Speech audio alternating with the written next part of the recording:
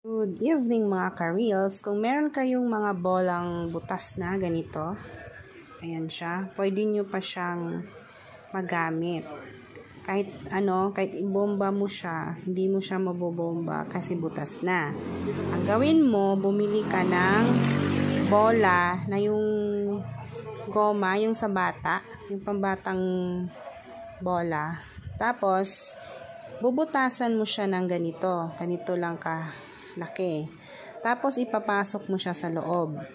Tapos, doon mo siya bubombahan.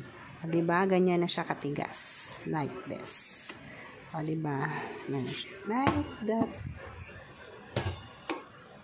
O, diba? Yan. Kung may bola kayong butas na at hindi na magamit, bumili na kayo ng bolang pambata. Yung pang mag-swimming kayo, yun ang bilhin mo.